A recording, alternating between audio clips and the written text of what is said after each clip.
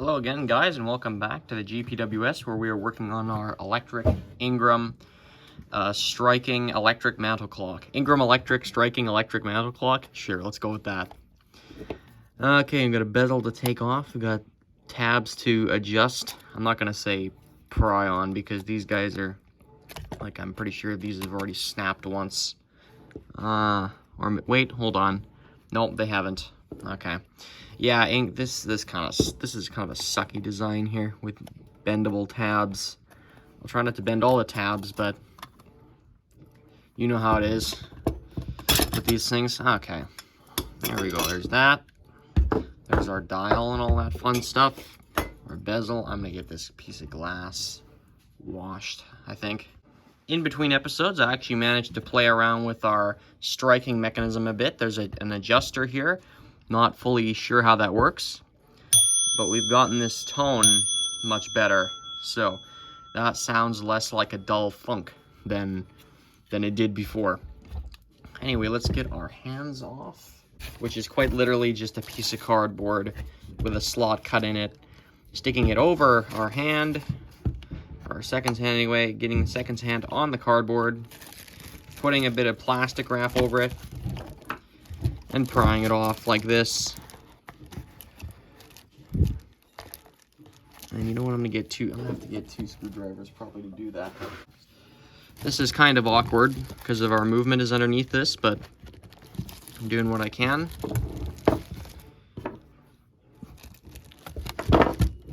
Here we are.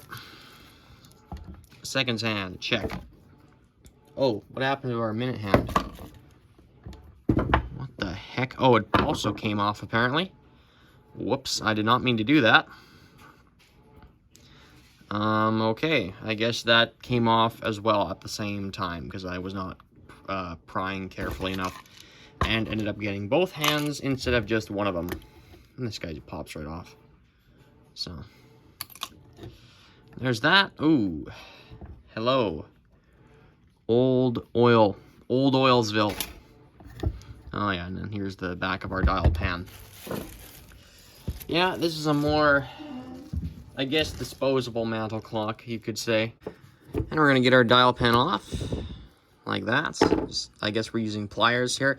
This probably would have had some type of, or actually no, let me just restart that sentence. Using a nut driver would probably be better for this, but pliers work. On this particular model, they haven't made the bolts super tight. Look, I'm even unscrewing this thing by hand. So yeah, we're pretty okay there. And just there's washers there, just so you know. There's those same Ingraham tension washers on this guy. So those guys are gonna come off. Yeah, that's nice and easy. Get a look at our front. The front of this crazy movement. And there's all the washers in there. We're just going to pour all of those guys in here without losing them, hopefully. Anything else missing? Doesn't look like it. There's our front of our, or there's the front of our movement. We've got rubber grommets on this thing. Well, at least we did anyway. Yeah, there's the last washer. Yep, these guys are totally destroyed. So that's the end of that. Yep, that's garbage. They've just totally cracked and broken in my hands. I mean, they're 80-something. They're almost 80 years old, these things. So, actually, no, sorry, they're over 80 years old. So, yeah, I don't really expect rubber to last that long. It's kind of a reason why I'm not that much of a fan of it, because it doesn't last as long as the rest of this. But anyway, so here's our Ingraham striking movement with the same plates as the kitchenette. Now, I'm sure a lot of people would just huck this thing in an ultrasonic cleaner and call it a day there. We're not doing that because that's not how you actually clean this stuff. That's not how the stuff was meant to be cleaned. You know, you get the idea. And let's just review that gear train one more time. Alright, let's see if I can actually get the crazy thing to focus. Okay, so there's, once again, more of this stuff. There's a lot of stuff I'm seeing. I'm not seeing, you know, Just a lot of different, I don't know what this is all about. Maybe that's the actual chime cam, or not the chime cam, the striking cam. So the clock knows when to strike. I have no idea. Let's pull it apart. Let's take one last look all the way around. Oops. And there's that. Make sure to get those gears on the bottom. Because this thing is probably going to come falling apart in my hands, hey? Like, this isn't... Oh, and let's check where the springs are connected. Okay, there's this guy on here. On this piece of steel. Where's this other guy connected to? Oh, there's one over there, too. Okay.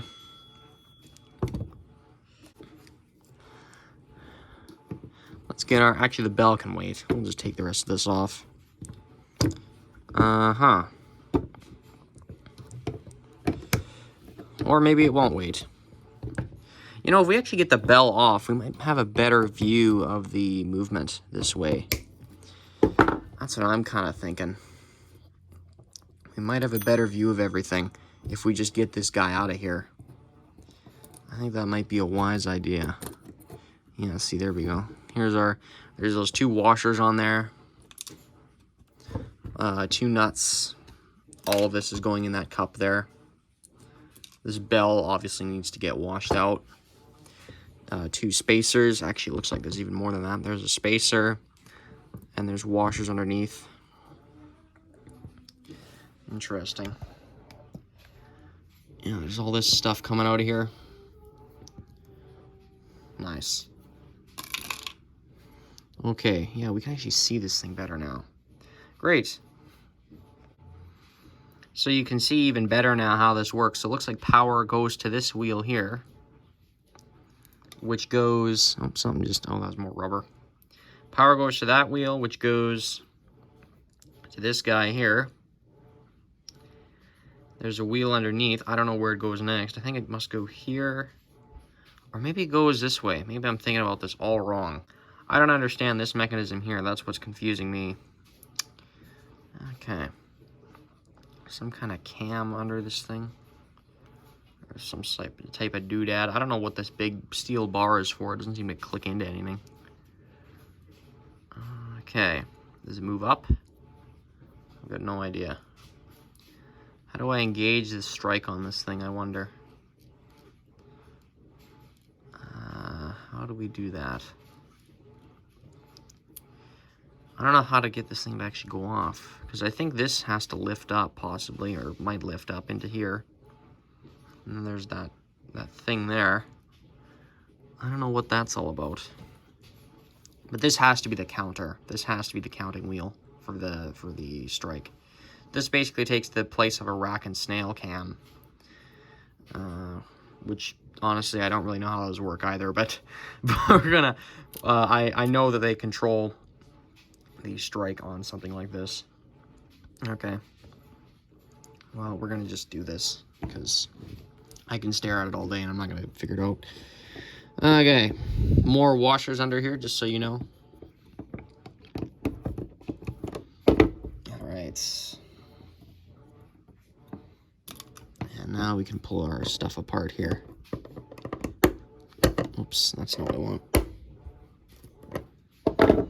See, pliers do actually kind of work with it. They don't, but they do. They do, but they don't. It'd be better to get some nut drivers, but if you don't have any, then, you know, don't worry about it. Or at least not too much, anyway. Okay, let's pull all this nonsense out of here. Oh. Okay, there goes the other washer. Okay, there's all this stuff. We're actually getting a perfect layout of how the gear train looks right now. So let's document that as much as we can. There's the top view of our gear train. I thought this would all just explode in my face, but apparently not. Uh-huh. This guy... We know where this guy kind of goes. This was one of the best documented parts in the whole thing. This hammer, or this, yeah, the hammer here. Don't know how much I'm going to clean that because there's a felt pad on the end of it. And this spring, I think I'm going to leave that on there. There's no real benefit taking that off. And let's see what else we got. we got our main wheel, I think. Whoa, hello. That's a long shaft. That's definitely our, I think that's our seconds hand right there. What's next? We got this wheel. Interesting. Now we got our cam here. I don't think that comes off. Okay, I don't think a lot of this comes off. How are we gonna come off next, you guys? Are we gonna come off? Will we come off? Are we gonna refuse to come off? Okay, this seems to want to come out. I think. Does this come off? As you can see, viewers, I'm fumbling around with this thing. I have no idea what I'm doing. No, I'm just kidding. This wheel here, this stays on. Are you gonna come off? Oh yeah, you are. Okay. Let's see here. Or maybe not. Clearly a very, oh, there we go. Okay. All the rest of this almost guaranteed stays on. I don't think these hooks, yeah, these things are goofy as heck. Oh, jeepers. Oh. Okay, that key just fell off. That is our movement apart. And nothing here on this side. Oh, there's a washer on that side. I don't know. Okay. Let's look at this thing. This is a wacky looking piece of machinery. I think some steampunkers would love to get a hold of this piece. There's a cam or something on this thing. Why won't my stupid iPhone focus on us here? I'm constantly going in and out of focus throughout this entire thing. Don't know what this cam, well, I mean, obviously it has to do with the strike. That's what this does. It's all totally stamped together. That's not coming apart. Yeah, that would just wreck it, taking this guy apart. Our pipe for sure. Weird little spring on the inside of this. This is all stamped on. The bottom plate with all its wheels. I don't want to take these guys off. Those are utter nightmares to get on again. This guy. Yeah, there's all kinds of interesting doodads in here. Yeah, that is the Ingraham mechanism on this. Oops, does this come off? It does. Interesting. Oh yeah, these guys come off. All four of you? You do? Wow, okay. Why the heck not? Interesting. All that little rubber, all those rubber pieces are just disintegrating all over this place. Is there anything special here that wants to come off? Any sort of special, what the heck is this thing? Is this the, oh, this is the, okay, this is the strike regulator thing. That guy's probably not going anywhere. And a leaf spring on that. Here's our time setting knob. This comes off, I believe. It does. Neato. I was kind of expecting more, to be totally honest with you, in the parts count, which is fine that there's less. I don't, you know, I was expecting more, but I don't really care. I didn't really want more, but I was expecting more, if that makes any sense. This thing is, of course, filthy because, you know, who in the heck would be, why would we want to ever service this thing? Why would we ever want to service this timepiece? Or take it in to get serviced? Why? What kind of idiot would waste money on that? Okay. It's not like it's a fine mechanical clock here. It's electric. There's a huge rust stain on the front of that. We're going to try and clean that up. Well, there's only one thing left to do now. Clean all this stuff. Just kind of examining the parts, and I just found a spacer on this wheel here. I can't remember... Was it sitting like this when it was assembled? I think it was. Anyway, let's take that spacer off there. We're going to want to clean that. We don't want anything left together. So how I clean these movements is I take the actual pieces and load them up in the ultrasonic cleaner here. And I've got some of the smaller pieces here. They go in a small basket. They go in there. All the rest just kind of sits in there. There's a big basket, and then there's like a little tea bag type thing that you can put smaller pieces in. Run that in the ultrasonic for 6 minutes. Take the parts out. Put them in this container here. Blow them out with a hair dryer. Make sure they're dry. And then any remaining dirt, I just put it back in the ultrasonic and scrub it down with brushes and all that fun stuff. And I also, another thing I like to do is with clock repair, is take toothpicks and stick it in the pivot holes and run them back and forth, and you pull out dirt that way, because there's dirt in these holes here, and you don't get everything usually in the ultrasonic. You get quite a bit, but not everything. Now I see with this movement here, there's other, there's a bit of dirt still in here in these gears, but since these are permanently attached, well, I know they're not, but these clips, you're at higher risk of getting those, or wrecking those clips than actually cleaning this thing. Like, these maybe would come off and come on like one time, and then that would be it. And then they'd probably break or something, or bend out of shape, and the next time you even tried to remove these. So that's a waste of time. I just try and clean around these things as best I can. And as for these parts here, I wipe them down with paper towel, stick toothpicks in where I need to stick them. That being in gear teeth or in stuff like this, in this pipe here. The bell got cleaned, of course. I found this washer and this little piece here. I have no idea where either of those go. Those could have almost been poured down the drain in my sink, but the ultrasonic cleaner, these were just sitting in the bottom of it. And I don't know where they go in this clock, because, of course, when you pull the thing apart, there's grease and old oil on everything. It's all black. You can't see this type of thing, especially pieces this small. It's difficult, so I'm happy those didn't get permanently lost. I don't know where those go, and I don't know how I didn't lose them, like, permanently. I'm just hoping that those are the only two little pieces like that, and not anything even smaller, Maybe there was some hardware that got lost, and I don't even know it. As we're getting our movement back together here, I just want to stop for a second and just show you the dial pan again. So as you can see, there's all this rust on here. And, I could leave that, but I actually have a product that can help us get rid of that. So I'm going to introduce to you Rust-Oleum. I don't know if this is just a Canadian product, but this stuff works wonders on this. And I will demonstrate that to you now. So just take some, put it on a Q-tip or whatever you want, and wipe it on. We're going to see here in just a minute. Look at this.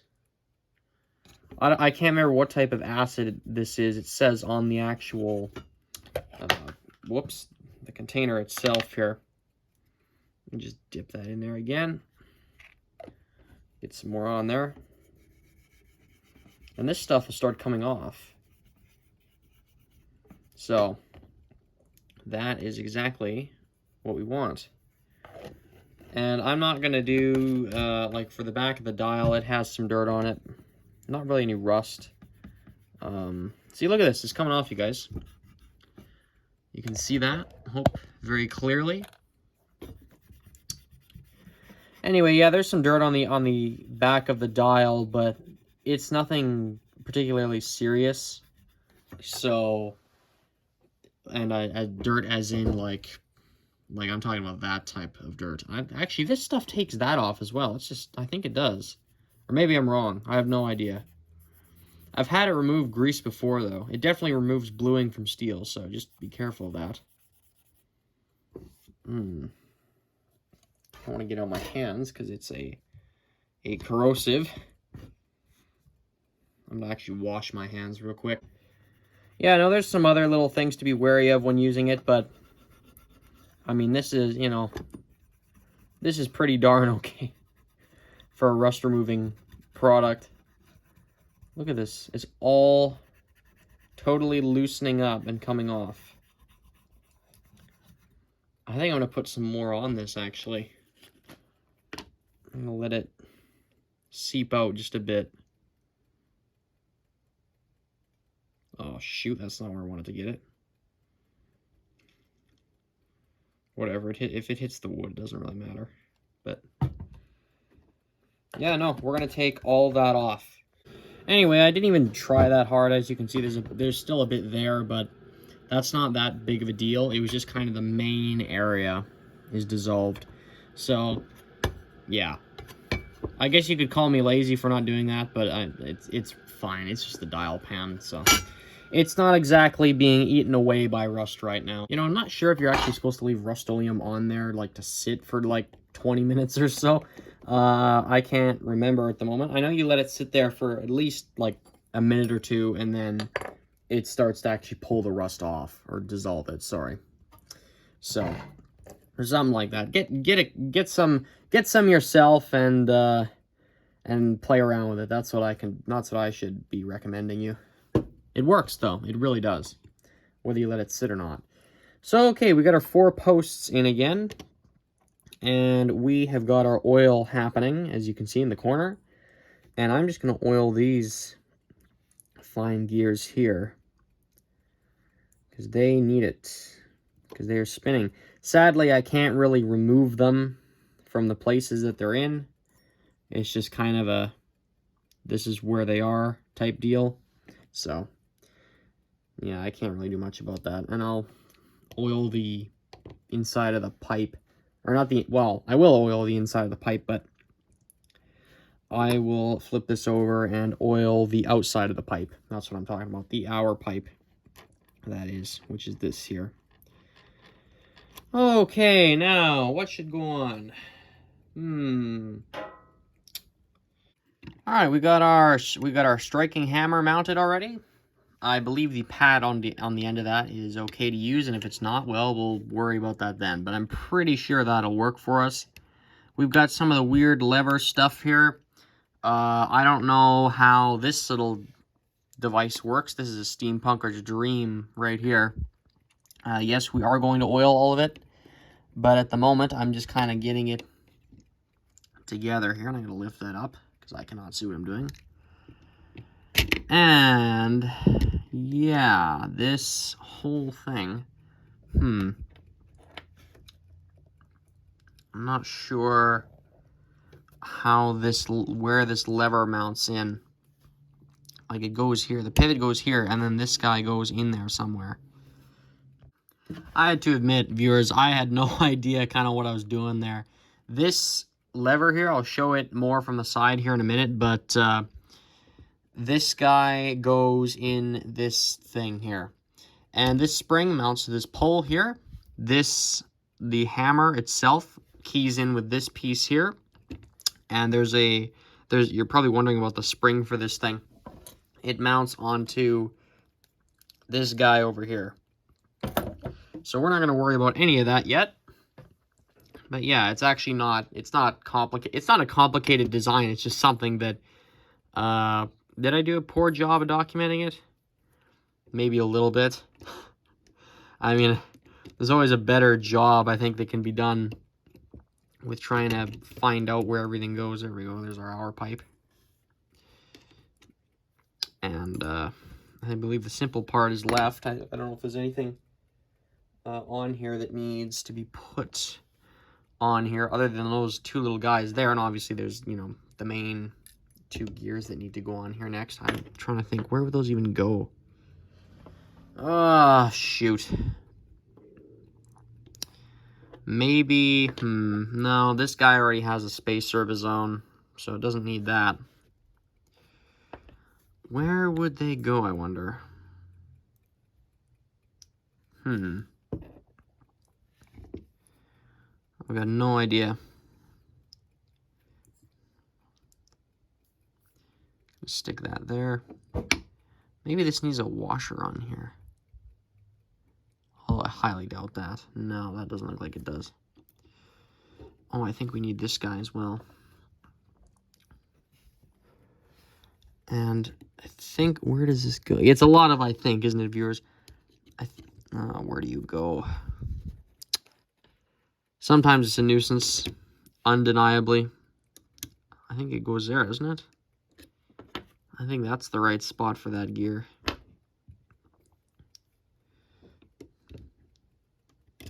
I'm thinking anyway. And you know what? This washer probably came off of this.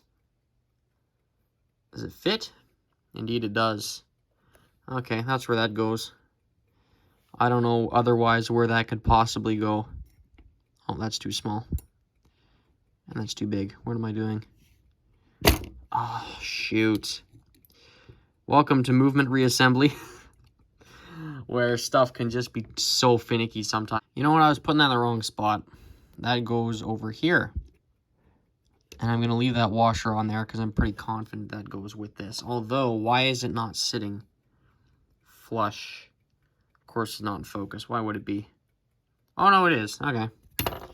Well, if this washer wants to play nice there, then I can stick it in there. Okay. And then we got this wheel on top of everything with its own spacer there, so we're all set. Not sure where this spacer goes. There's one more. I'm pretty tempted to just leave it off because there's no, I mean, where could it go even? Maybe here? No, doesn't look like it. Does it go there? You know, your guess is as good as mine. Okay. Now we are doing plate assembly. And this is my favorite part of the entire process. Two places you should remember to oil before putting it back together is right here and right under this staff here. So here we are looking at the gear train from the inside view. This is where the bell sits.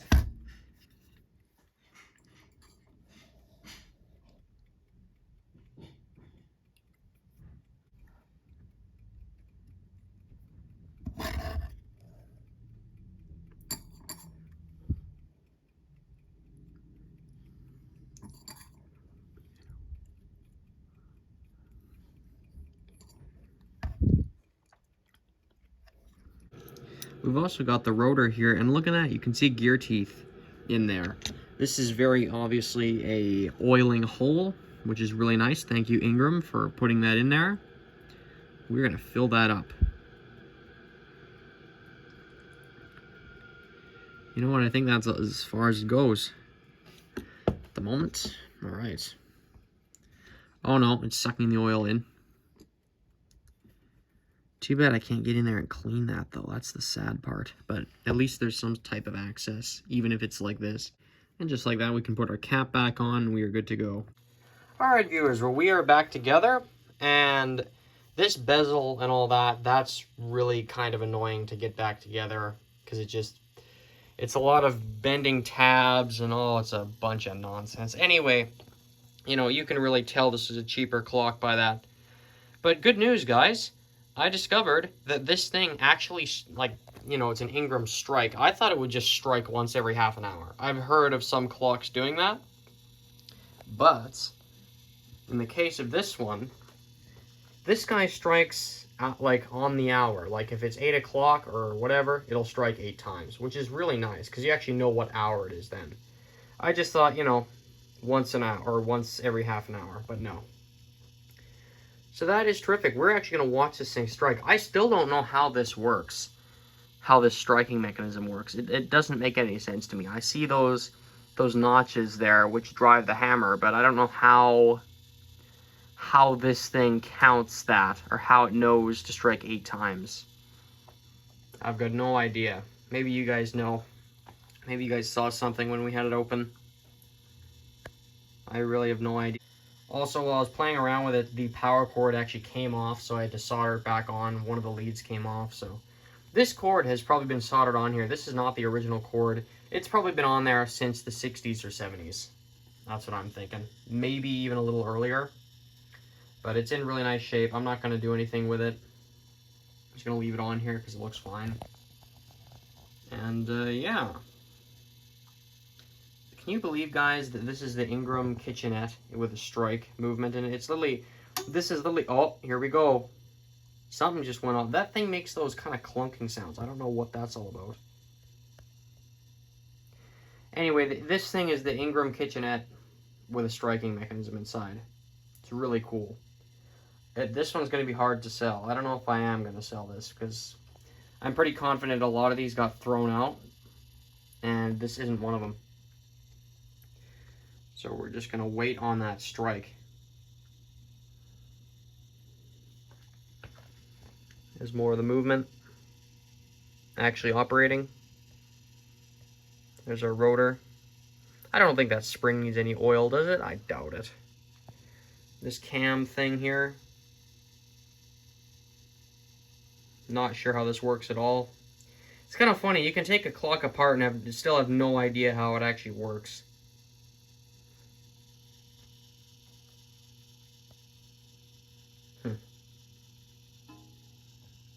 Oh, something just happened.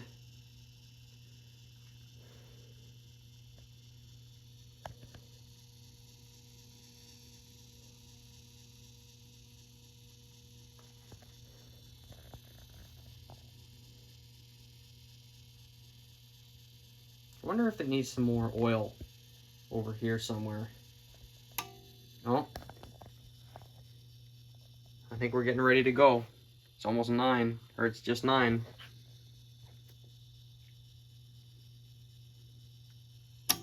Here we go.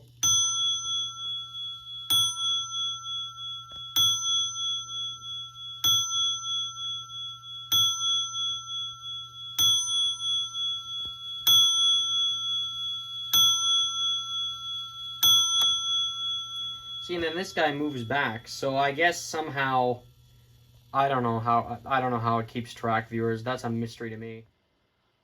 And here we are on the mantle, and we are looking just fine. This looked way better than the Landshire clock that I had up there before. This looks 1,000 times better than that, and actually is like, well, I guess period correct. It's nice having an old house with a period correct mantle clock on the mantle, or at least somewhat period correct anyway. I mean, this is from like 30, I can't remember the date right now.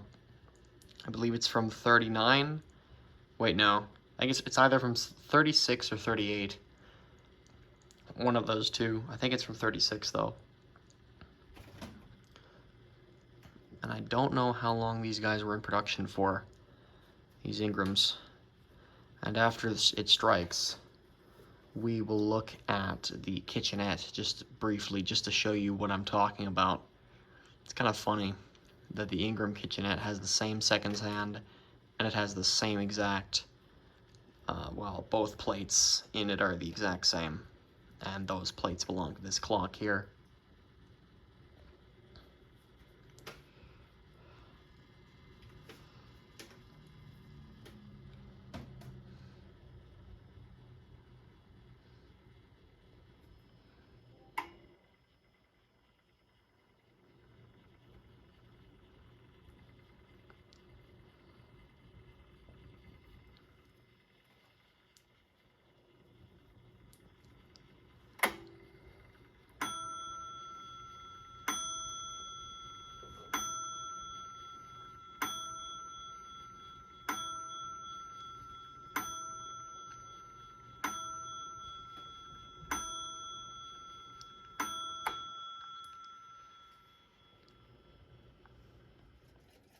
So obviously I don't want to drag this video on too much longer, but yeah, here's the Ingram kitchenette from 1954, and look at that seconds hand.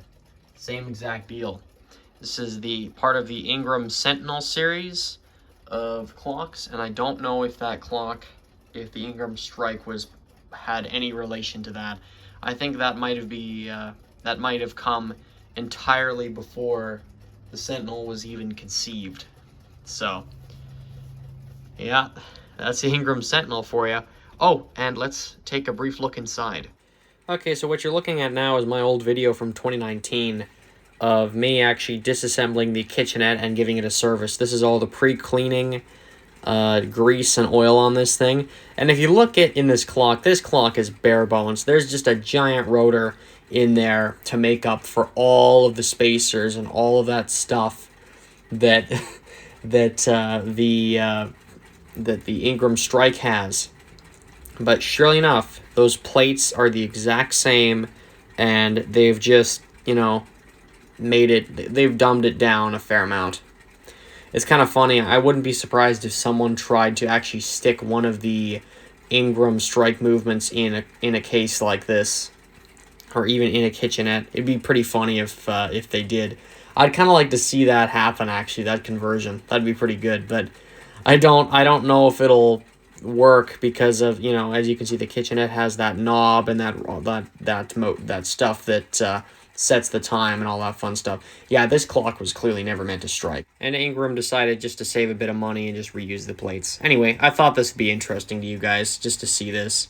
So anyways, guys, that was my service of the Ingram strike mantle clock from about 1938 or 1936. I'm still not entirely sure about that date at the moment. I can't remember. And yeah, keep your eyes open because this clock movement came in other cases.